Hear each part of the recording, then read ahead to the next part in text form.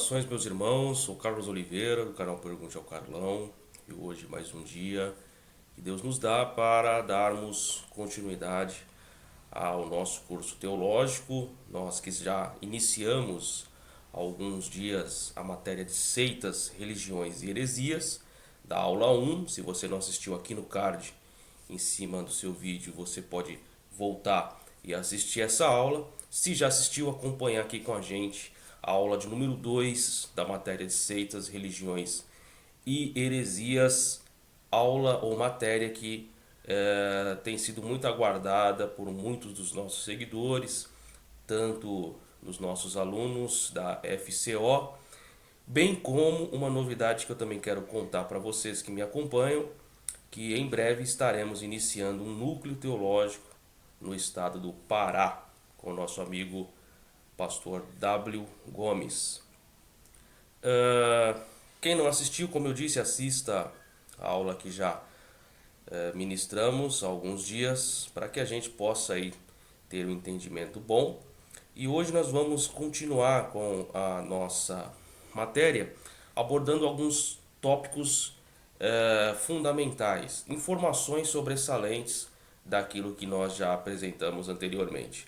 Então, outra coisa importante é que se você que nos acompanha e que ainda não é inscrito no nosso canal, se inscreva em nosso canal, divulgue o canal, divulgue esse curso teológico. Você tanto pode divulgar diretamente pelo YouTube como também pelo meu site www.pastorcarlosoliveira.com.br, bem como nas nossas redes sociais. Então, eu conto com o seu apoio, conto com a sua divulgação, conto com a expansão deste projeto que visa, como sempre, levar conhecimento bíblico, conhecimento teológico a todas as pessoas de forma interdenominacional. Tá joia? Então vamos lá, dando continuidade à nossa matéria. Nós vamos falar hoje sobre técnicas de recrutamento, como as seitas recrutam novos adeptos. Nós iniciamos essa matéria com uma introdução do que é seitas, do que são heresias, tá? Do que são religiões, você pode acompanhar isso no vídeo anterior. Então nessa primeira parte nós estamos falando como elas funcionam, quais são os seus objetivos, como elas conduzem seus pensamentos, as suas ideias, e depois nós vamos dar continuidade falando sobre as seitas, algumas seitas, exemplificando algumas seitas, algumas heresias ao longo do tempo e religiões, ismos, que também nós iremos abordar isso nas próximas matérias. Nós vamos ter aí 7 matérias, 7 videoaulas exclusivas sobre seitas, religiões e heresias, ok? Então, técnicas de recrutamento, coloquei aqui alguns pontos, e não só esses pontos, como também esses livros que você pode ver. Sempre, todas as matérias eu coloco alguns livros, alguns exemplares para que você, desejando adquirir, possa adquirir para que você tenha um conhecimento mais aprofundado. Até porque, como eu já falei em vídeos anteriores, nosso desejo é de aguçar o seu desejo por teologia, por estudar, né? Então, se você tem dúvidas em qual faculdade teológica se inscrever, se matricular, iniciar e ainda não decidiu, entre em contato comigo que eu vou passar para você aí umas 3, 4 faculdades que eu particularmente recomendaria você a estudar teologia de forma séria e de forma racional e, claro, de forma bíblica. Então tem algum desses livros, tenho esses livros e você pode adquirir qualquer um desses livros ou até mesmo a própria Bíblia apologética, que é bem interessante. Eu possuo essa Bíblia, é muito interessante também, tá certo? Técnicas de recrutamento. Ponto A. As seitas encontram uma necessidade e a preenchem. As táticas mais usadas são, primeiro, bombardeio de amor, ou como é conhecido em meios internacionais, love bombing, que é a demonstração constante de afeto através de palavras e ações. Ou seja, a carência, né? A carência religiosa. Nós sabemos que existe isso, a carência religiosa. Pessoas que vão ou frequentam uma determinada igreja ou religião ou denominação, são pessoas que não têm uma firmeza na sua fé e acham que por qualquer razão ele se sente excluído dos demais irmãos e com isso a seita vem e traz aquilo que esse pseudo irmão necessita: afeto, atenção, amor, carinho. Não que ele não tenha isso, mas pelo fato da sua estrutura ainda não ser muito clara e ter um posicionamento teológico ou até bíblico muito raso, essas pessoas acabam sendo seduzidas por práticas e ações de amor dessas seitas que acabam entrando na mente dessa pessoa e conquistando essa pessoa. Então é uma técnica de recrutamento. É por isso que eu falo, né? Tem um ditado que eu sempre uso, que eu ouvi uma vez num filme, que fala assim, que no inferno o que mais tem são pessoas de boas intenções. E isso é verdade. Então nós temos que tomar muito cuidado com algumas boas intenções com aparência de boas, mas que na verdade são coisas do maligno. Então, esse é o primeiro ponto. Segundo, às vezes há muito contato físico, como abraços, tapinha nas costas, toques e aperto de mão, que entra no caso nessa questão da carência, de se sentir importante. Terceiro, emprestam apoio emocional a alguém em necessidade. Quarto, ajuda de vários modos onde for preciso. E desta maneira a pessoa fica em débito então com a seita e procura de algum modo retribuir. E às vezes, ou na maioria das vezes, a forma com que essa pessoa retribui o apoio que vem recebendo da seita é filiar-se à própria seita. Quinto, elogios que fazem a pessoa pensar que é o centro das atenções, ou seja, é aquela coisa do egocentrismo que infelizmente, e isso não só em seitas, em muitas denominações evangélicas, se há o culto de forma egocêntrica, uma mensagem bíblica de forma egocêntrica, onde o homem é o centro e não o Senhor. E isso é um erro teológico crasso que infelizmente muitos midiáticos, pregadores midiáticos que tem por aí nas redes sociais fazem. E por que, que esse pessoal tem milhões de seguidores? Por quê? Porque ele dá o que as pessoas querem. Eles ministram o que as pessoas querem. As pessoas não querem ouvir essa verdade. Tem muitas pessoas que me assistem nesse momento e seguem determinada seita e não tem nenhum tipo de conhecimento claro do que realmente aquela seita apresenta.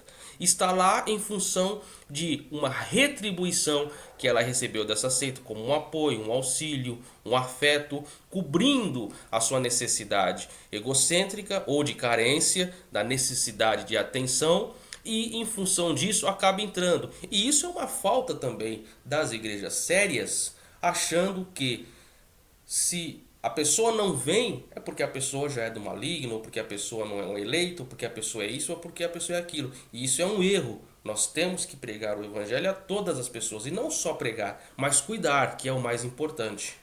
Cuidar é fundamental. Cuidar é necessário. E quando eu digo cuidar, eu não falo falar assim para a pessoa: olha, você está com um problema, amém, eu vou orar por você. Não é somente isso, não é orar. Às vezes a pessoa está com frio, não tem uma blusa em casa. Não vai ser orando que o frio que essa pessoa sente vai fazê-la estar aquecida, mas é sim dando condições dessa pessoa se aquecer com um cobertor, com uma blusa, com uma vestimenta mais adequada. A pessoa fala: eu estou com fome, não tenho o que comer, eu vou orar para Deus abrir as portas para você. Mas não é só com oração que essa pessoa vai suprir a necessidade de fome que ela tem. Por que você não ajuda ela com uma cesta básica? Por que você não ajuda ela pagando uma conta de energia? Por que a igreja não faz isso? Por que a instituição religiosa não faz isso? Por que eu vou orar por você? Como se a responsabilidade tem que ser lançada a Deus. E a nossa ação social como ser humano, como instituição religiosa que recebe milhões e ainda assim não paga impostos. E muitos pastores têm carros luxuosos, mansões que não são declaradas, porque ele não é bobo de colocar no seu nome pessoa física, mas ele coloca em nome da igreja para justamente ter uma sonegação fiscal, enquanto muitos membros padecem necessidades. Isso é algo de se pensar, de uma estrutura, infelizmente, deturpada que somos ou que temos em nosso país. Ponto B. Muitas seitas usam a influência da Bíblia ou a mencionam Jesus como sendo um deles, ou seja, as pessoas, por não ter conhecimento bíblico, muitas vezes são ludibriadas com a ideia de que Jesus fez parte daquela seita. E isso acontece muito, então nós temos que ter, por isso que eu falo, conhecimento da palavra. Tem pessoas que pregam e não conhecem a palavra, tem gente que ministra e não conhece a palavra. Se você chamar qualquer pastor, às vezes, não qualquer um, evidentemente, mas um pastor que seja, e trazê-lo para um campo de um pensamento teológico, de uma palavra mais estruturada, ele não vai conseguir desenvolver nada. Por quê? Porque não estuda, porque não lê, porque não se preparou. É pastor por outras razões, mas não por conhecer a palavra de Deus de fato. E às vezes ele não transmite a verdade aos seus membros, esses membros não têm uma estrutura teológica capaz de confrontar adeptos de seitas e muitas vezes os mesmos são ludibriados por esses adeptos de seita, se passando por pessoas que fazem parte do que Jesus ensinou, mas que na verdade está conduzindo esses demais ao erro. Então eles pregam falando que Jesus foi um deles, que é uma coisa muito errada, uma coisa muito grotesca no conceito bíblico e até teológico, podemos assim dizer. Dando validade, assim no caso, ao seu sistema. Ou seja, eles usam uma escritura distorcida ou escrituras distorcidas, usam versículos tirados da Bíblia fora do seu contexto, então misturam os versículos mal interpretados com a filosofia aberrante deles. Ou seja, é uma salada, né? É uma coisa que você não consegue enxergar início, meio e fim. É uma mistura e por isso que eu falo, se você não tem conhecimento, se você não lê a Bíblia, como eu já falei em outros vídeos, o brasileiro, o cristão brasileiro, por mais que de modo geral o cristão ele contribui muito para o aumento do índice de leitores no Brasil, sim, aumenta de fato, mas ainda o índice de leitores no Brasil, tanto no meio secular como no meio religioso, é muito pequeno comparado a países de pequeno mundo. Suponhamos que tem um país de primeiro mundo onde 90% das pessoas leem, o Brasil, por exemplo, 5%. Ou seja, é uma distância abissal. Então, isso é uma coisa para ser observada. Nós temos que motivar as pessoas a estudarem, a lerem seus livros, a comprarem, a adquirirem livros. Não somente para enfeitar a estante, porque é bonito, é legal enfeitar, ter uma série de livros ao seu redor, mas não é só comprar como enfeite, mas ler, absorver o conteúdo que está ali naquela obra. Ponto C. Envolvimento gradual. Primeiro, alterando lentamente o processo de pensamento e o sistema de convicção da pessoa através da repetição dos seus ensinos, um condicionamento. Ou seja, é gradual porque eles são sorrateiros, eles são sutis, eles vão envolvendo a pessoa dentro do seu pensamento, condicionando-a para que quando essa pessoa esteja suscetível, eles venham diretamente com a proposta para puxar aquele peixe, podemos dizer assim. Eles lançam o anzol, condiciona o terreno e aí quando eles se sentem que o seu objetivo ele pegou a isca, eles a puxam para o seu lado. Então eles condicionam as pessoas.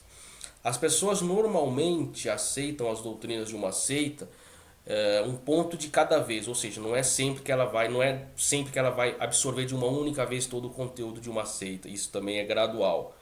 E segundo ponto, convicções novas são reforçadas por outros membros da seita. Aí vai da questão da amizade, da parceria. Você começa a receber determinada amizade em sua casa e essa amizade, que na verdade não é amizade, ela está se fazendo de amigo justamente para te convencer de tão ruins que essas pessoas são. Porque eu recebo pessoas na minha casa, no meu escritório, de tudo que é tipo de jeito, pessoas cristãs que têm o mesmo pensamento teológico que eu, cristãos que têm um pensamento diferente teológico que o meu, pessoas que não são cristãs, pessoas que são até de seitas. Conversamos, dialogamos no aspecto da amizade.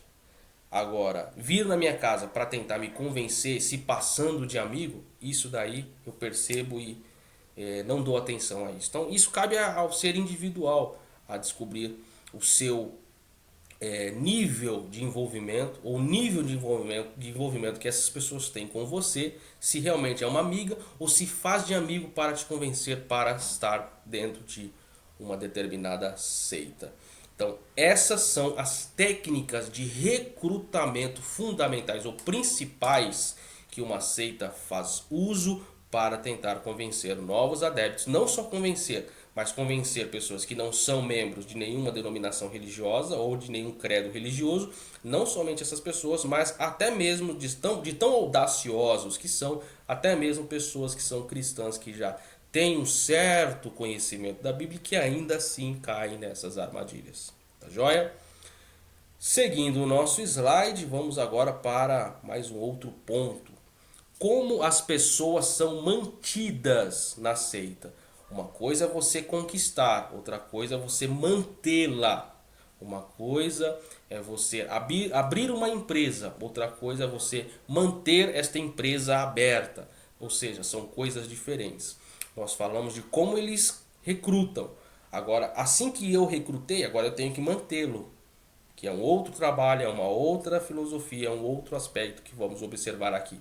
Então, de forma bem clara, coloquei aqui os pontos fundamentais. Então, ponto A, dependência. As pessoas querem frequentemente ficar porque a seita vai de encontro às suas necessidades psicológicas, intelectuais e espirituais. Eu não coloquei aqui, mas eu vou dizer aqui, e materiais e até profissionais também.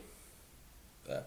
Tem seitas religiosas que tem até agência de emprego própria para gerar emprego para os seus próprios membros. Você sabia disso? Então é um envolvimento social muito grande.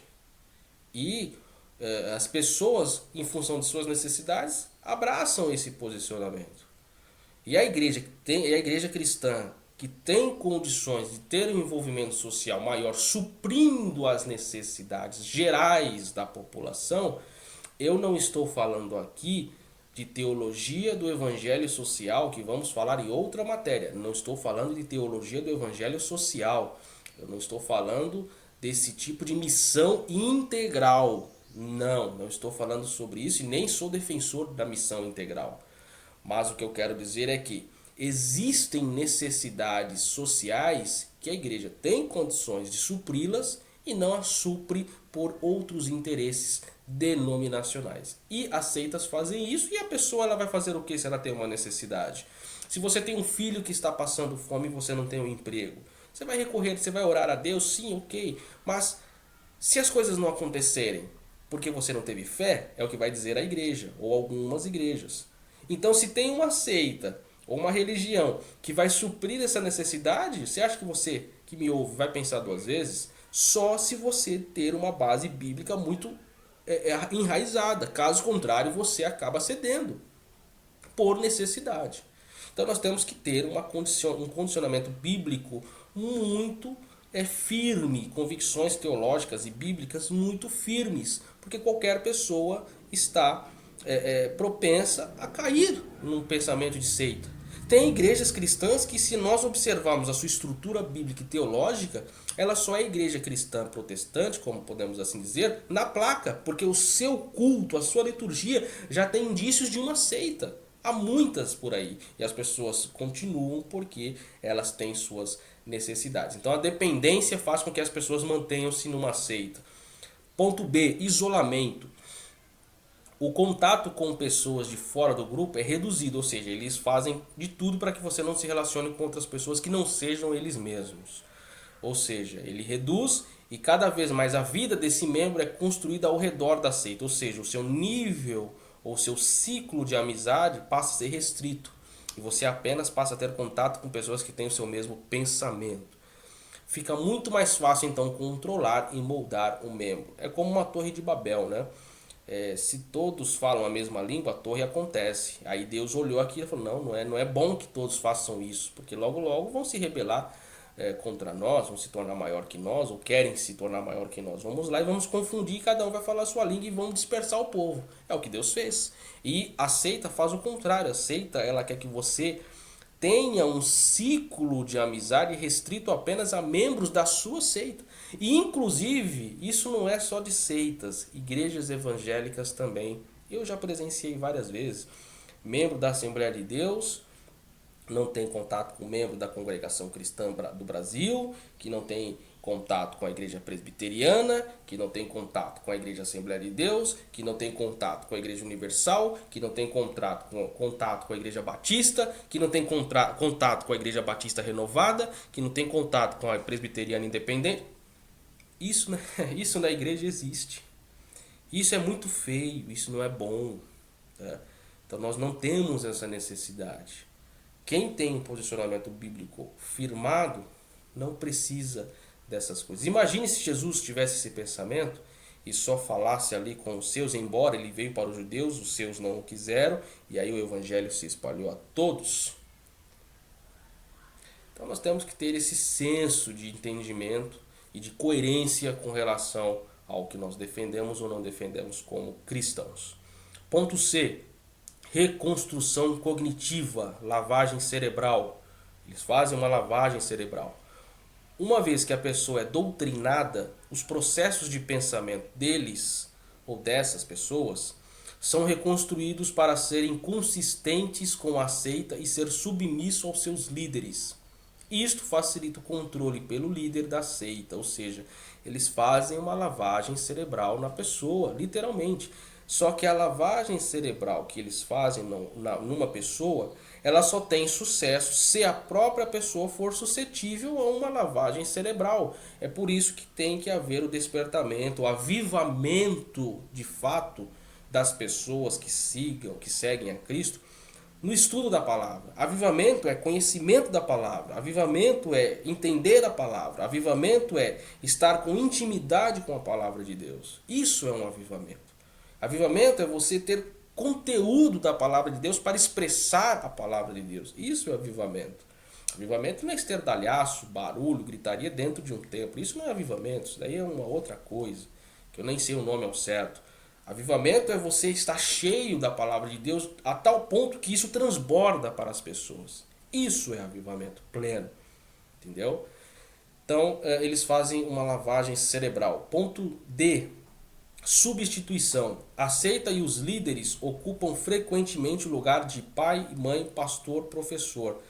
E frequentemente um membro assume as características de uma criança dependente que busca ganhar a aprovação do líder ou do grupo. Ou seja, às vezes a falta familiar também ela é muito sentida.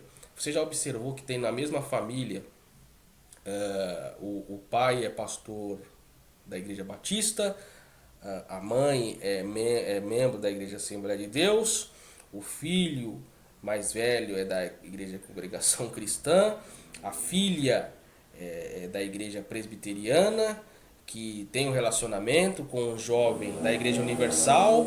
Enfim, você já percebeu a salada? Ou seja, a substituição existe e isso tem que ser tomado muito cuidado, muito observado, porque também é algo que carece da nossa atenção. Ponto E, obrigação. Aquilo que eu falei no início. O membro fica se sentindo endividado emocionalmente com a seita, com aquele determinado grupo, às vezes até financeiramente.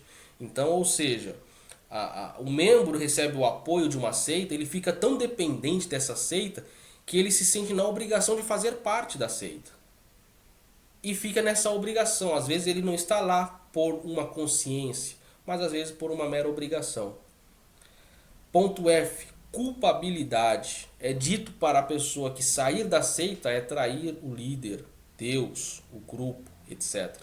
É dito também que deixar o grupo é rejeitar o amor e a ajuda que o grupo deu. Então é não só a questão da culpabilidade, como já entra também no ponto G, da ameaça.